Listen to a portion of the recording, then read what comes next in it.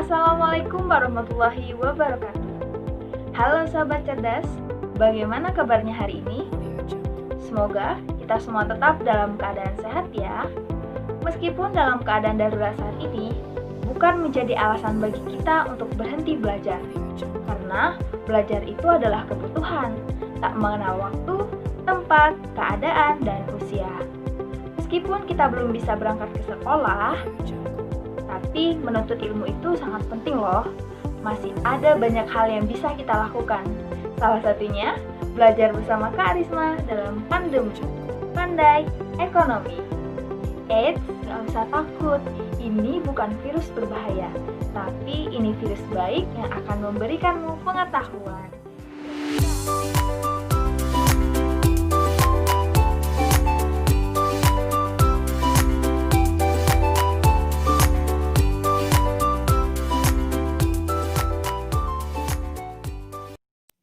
Apa yang kalian pikirkan ketika mendengar kata pasar? Penjual, pembeli, produk, uang, permintaan, penawaran? Ya, semua itu adalah benar. Dan kali ini kita akan membahas salah satunya, yaitu mengenai permintaan. Jadi, tujuan pembelajaran kita hari ini, Kakak harapkan kalian dapat mengerti apa itu permintaan, faktor-faktor yang mempengaruhi permintaan, kurva dan hukum permintaan, serta kita juga akan belajar mengenai perhitungan dari fungsi permintaan. Mari kita mulai. Baiklah, kita akan bahas yang pertama mengenai apa sih itu permintaan.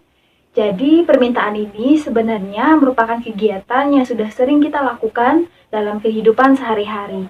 Tak cuma kita temui di pasar, tetapi ketika kita pergi ke warung pun, kegiatan permintaan itu akan terjalan. Jadi apa sih itu permintaan?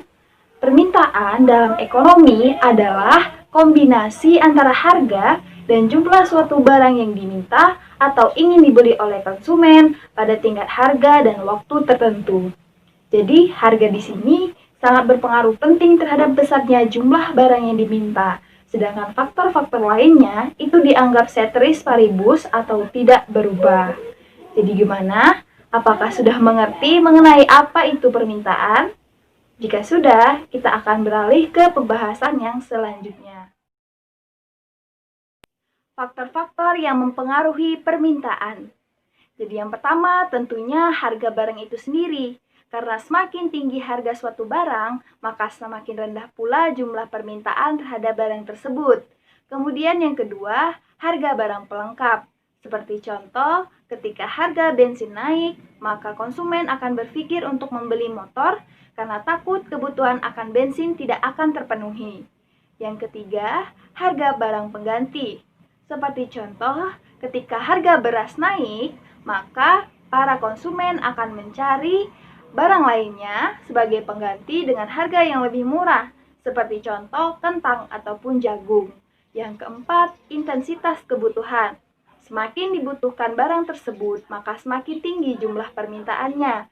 Seperti contoh, ketika kita sedang menghadapi pandemi saat ini, kebutuhan akan masker pun meningkat. Yang kelima, pendapatan masyarakat. Semakin tinggi pendapatan masyarakat, maka semakin tinggi pula jumlah permintaan terhadap barang tersebut. Begitupun sebaliknya. Kemudian yang keenam, mengenai selera. Karena selera, setiap orang pasti berbeda. Hal inilah yang menyebabkan naik atau turunnya serta berubah-ubahnya permintaan terhadap suatu barang. Jadi bagaimana? Apakah sudah mengerti mengenai apa faktor-faktor yang mempengaruhi permintaan? Jika sudah, kita akan bahas yang selanjutnya mengenai hukum dan kurva permintaan.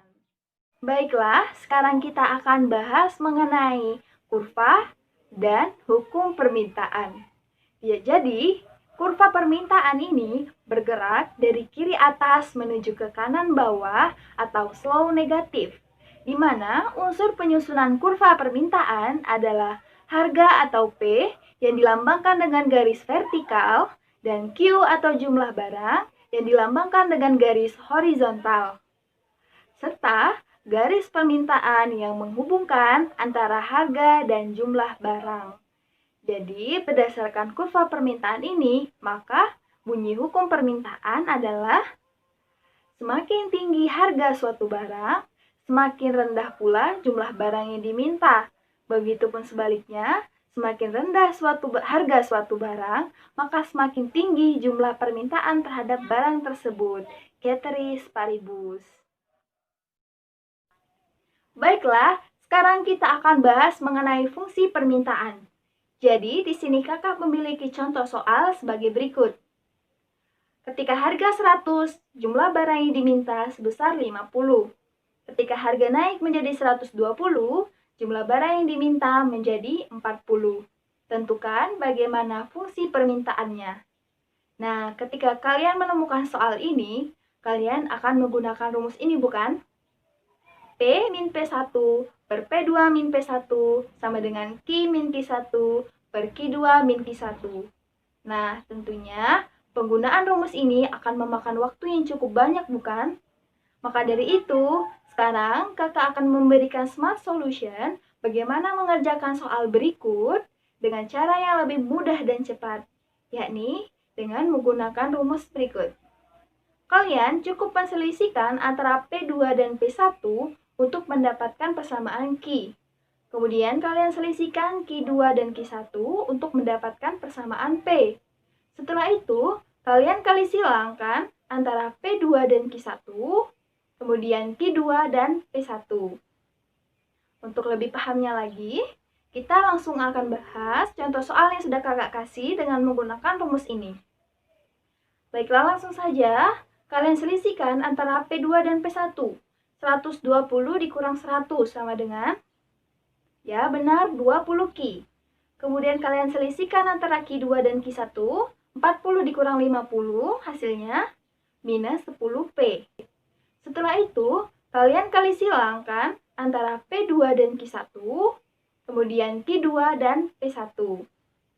Hingga mendapatkan persamaan 20Q sama dengan minus 10P plus 2000. Setelah itu, untuk mendapatkan persamaan QD, Q-demand atau Q permintaan, kalian harus membagikan minus 10P plus 2000 dengan 20, hingga mendapatkan hasil QD sama dengan minus 0,5P plus 100. Nah, bagaimana? Mudah bukan cara perhitungannya? Jadi, lain kali ketika kalian menemukan soal seperti ini, gunakanlah rumus yang sudah kakak berikan tadi, agar lebih mudah dan cepat. Nah, sahabat cerdas, bagaimana?